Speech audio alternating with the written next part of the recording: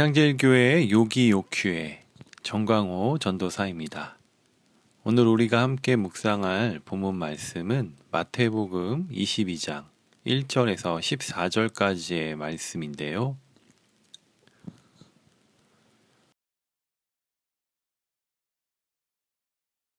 코로나로 인하여 우리 사회에 가장 조명받는 트렌드를 정의해 본다면 언택트라고 이야기할 수 있을 것 같습니다. 처음에는 비대면, 만나지 않고 가지 않는 것이 편하고 좋았지만 시간이 지날수록 언택트 기술이 지향해야 할 방향은 사람과 사람의 단절이나 대체가 아니라 인간적 접촉을 보완해주는 역할을 해야 한다는 것을 부각하고 있습니다.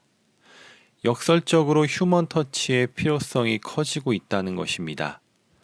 요즘 비대면으로 많은 행사들이 진행되고 있는데요. 졸업식도, 입학식도, 또 결혼식도 행사장 전면에 설치된 대형 전광판을 통해 또 유튜브 채널을 통해 생방송으로 진행하며 친척 및 지인들의 축하 메시지를 실시간 영상으로 주고받는 장면은 익숙해졌지만 무언가 아쉬운 마음이 드는 것은 비단 저의 생각만은 아닐 것 같습니다. 디지털 기술에만 의존하게 되면 사람과 사람, 대면하였을 때의 공감과 스킨십의 가치가 쉽게 묻혀버리기 때문에 요즘은 감성적 공감과 따뜻한 체온으로 스킨십하는 휴먼 감성이 그 어느 때보다 중요해지고 있다고 합니다. 우리 사회가 점점 고립되어져 가며 사람의 따뜻한 감성에 대한 목마름은 점점 갈급해지는 것 같습니다.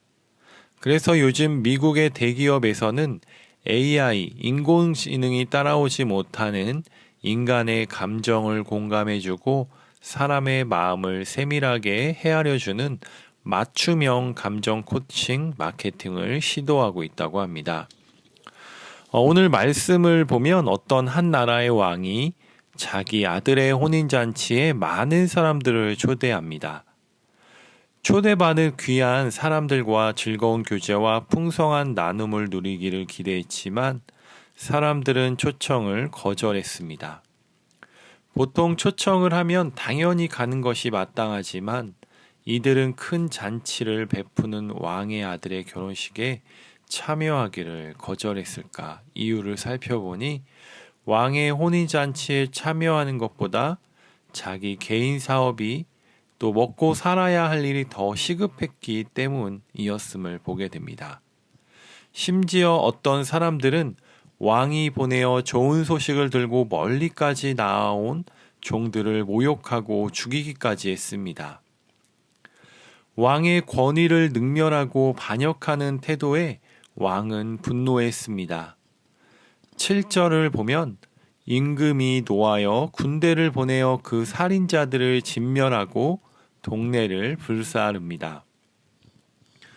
이 이야기는 이스라엘을 향한 하나님의 심판을 비유하는 것인데요. 왕의 잔치에 초청한 것은 회개를 원하시는 하나님의 마지막 기회였다라는 것입니다. 또 복음을 전하는 하나님께서 보내신 선지자들을 박해하고 죽였던 과거의 이스라엘 백성들의 모습을 그대로 묘사하고 있는데요. 하나님께서는 이스라엘 백성을 선민으로 택하시고 천국으로 초대하셨지만 그들은 거절한 것을 보여줍니다.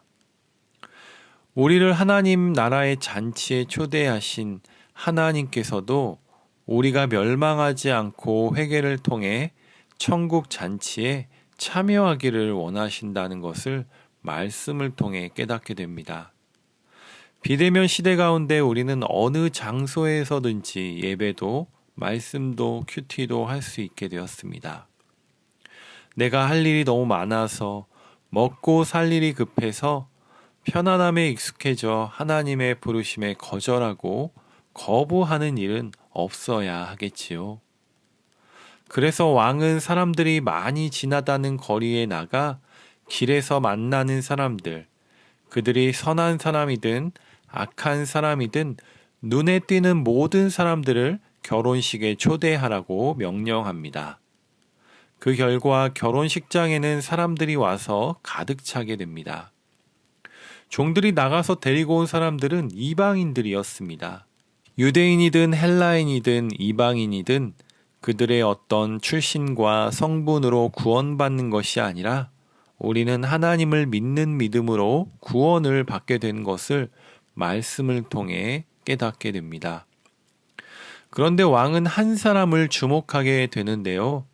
초대에 응하여 결혼식에 모여 있는 사람들 가운데 예복을 입지 않은 남루한 사람이 있었던 것 같습니다. 가난하여서 돈이 없어서 예복을 갖추지 못한 것일 수도 있겠지요. 아니면 아무나 다 오라고 하셨으니 그냥 사람들이 가니까 따라왔을 수도 있을 것입니다. 여기서 예복은 비유와 상징으로 예수님께서 말씀하시는 것인데요. 이 결혼 예식에 초대해 받아온 자들, 즉 예수님의 천국 복음을 듣고 따르는 자들은 예수님께서 가르치시는 하나님 나라에 합당한 사람으로 실천하고 살아가야 한다는 것을 의미하고 있습니다. 어떤 측면에서 보면 예복을 준비하지 않았다고 손발을 묶어 어두움 가운데 내던져 버렸다는 것이 잔인하게 들릴 수도 있습니다. 그러나 이 비유의 핵심은 우리가 꼭 기억해야 할 것이 있다면 청함을 받는 사람들은 너무나 많은데 잔치에 초대받아 그곳에 와 있지만 택함을 입은 자가 적다는 것을 이야기하고 있다는 사실입니다. 복음을 듣고 예수님을 따른다고 하지만 예수님의 삶과 가르침에 헌신하는 자들이 많지 않다는 것을 보여주고 있다는 것입니다. 성경은 예수님을 신랑으로, 우리를 주의 신부로 이야기하곤 합니다. 신랑을 기다리는 신부는 순결하고 정결하며 아름다운 예복을 준비해야겠지요.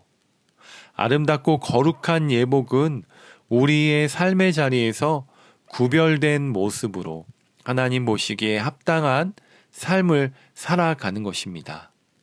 그런 아름답고 구별된 모습으로 우리 안양제일교회 모든 요셉 청년들이 살아가기를 간절히 소망합니다. 기도하겠습니다. 사랑하는 하나님 아버지, 풍성하고 영광스러운 하나님 나라의 잔치에 초청해 주신 은혜에 감사드립니다. 오늘도 나를 말씀으로 부르시는 초대에 기쁨으로 달려가게 하여 주시옵소서. 신랑을 기다리는 신부의 마음으로 이 세상에서 거룩하고 정결한 삶을 살게 하여 주시옵소서. 왕의 혼인잔치에 초대된 사람이 준비해야 할 예복이 무엇인지 깨닫게 하심에 감사드립니다. 날마다 예수님의 다시 오심을 기다리며 거룩한 예복을 준비하며 살아가는 우리 모두 다 되게 하여 주시옵소서. 우리 청년들의 일터와 우리 청년들의 삶을 인도하여 주실 것을 믿사오며 우리를 구원하여 주신 예수 그리스도의 존귀한 이름으로 기도드립니다. 아멘.